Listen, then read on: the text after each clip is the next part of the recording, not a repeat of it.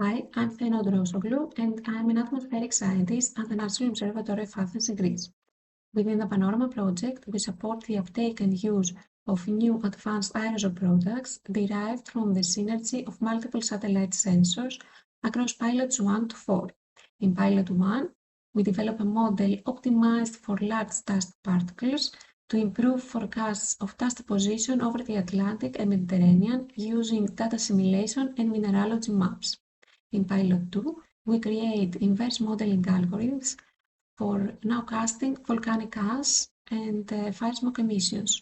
In Pilot 3, the new aerosol products of Panorama will be evaluated against independent datasets and will be used to enhance the existing long-term aerosol climate data records.